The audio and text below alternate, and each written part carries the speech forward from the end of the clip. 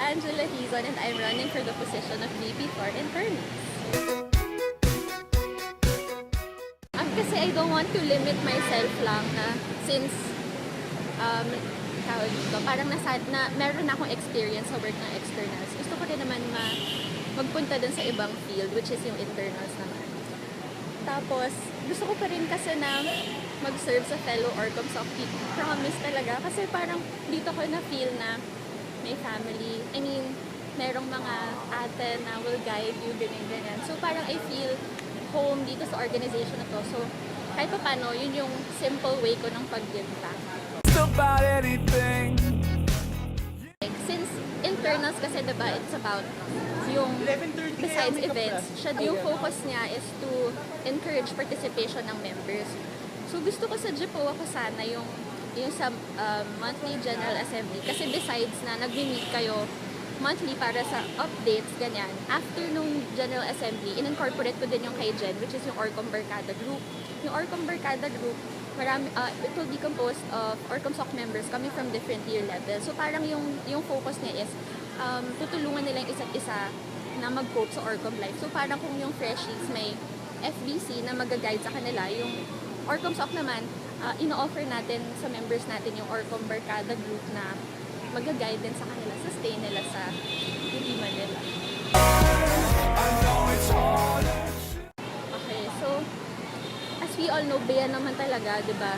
Wow, Bea, ang galing ni Bea, ganyan. But then, ako kasi hindi pa ako yung super nag-shine bright like a diamond. So parang ito yung chance ko na i-prove sa sarili ko na kaya ko and parang mas may inspire ako na mag-push pa, na mag-work hard, na work harder kasi nga para yun nga, ma-prove ko na deserving ako. And then, since sa internals kasi, since tungkol nga siya sa may make sure na nagpa-participate yung members na parang intact yung Orcom SOC as a family, ganyan. Eh ako naman kasi eldest ako sa family, tapos very close din ako sa cousins ko, tapos 14 kami doon, tapos ako yung second na eldest. So parang alam ko yung, parang kahit pa paano na master ko na yung skills ng pag-make sure na everyone's okay, ganyan. Siguro I will encourage pa nga yung participation pa ng members. Tapos I'll make sure na involved sila sa lahat ng gagawin natin. Like for example, sa GPOA, gagawa sana kami ng Orcom Nom Part 3. So parang doon, we make sure namin na tatanungin muna natin yung stakeholders, yes.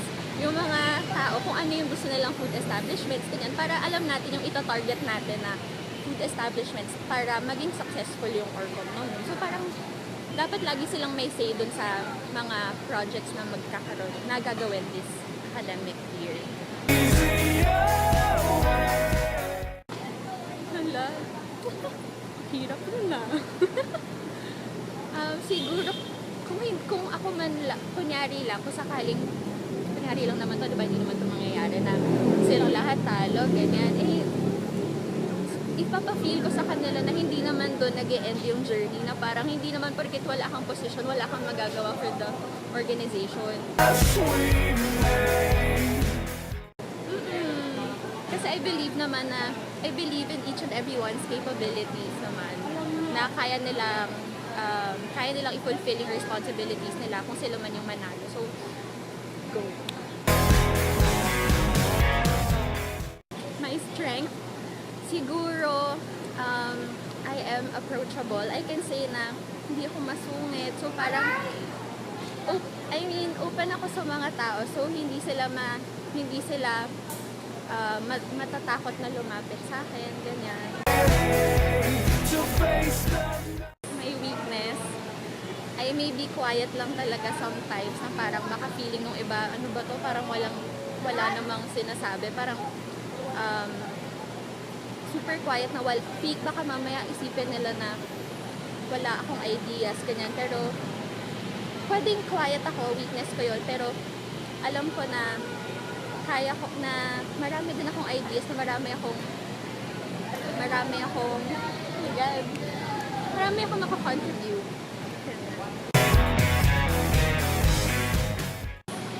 Oh, okay. I guess talagang time management lang siya. So, syempre kailangan ko i-balance yung studies and yung extracurricular activities. And then, feeling ko naman yung magiging members ko, if ever, marunong din sila mag-balance ng time nila. So, gagawa ako ng paraan para lahat sila, ma-divide ko yung work equally and lahat sila may magawa para dun sa event, para maging successful yung event.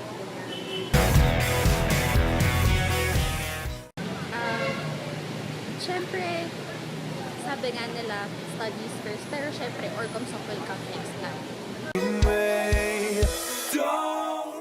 Hello, our community. So again, I am Marie Season and I am running for the position of VP for Internals. And I'll make sure that every one of you will have a say in everything we do and will make sure that your voice will always be heard. Thank you!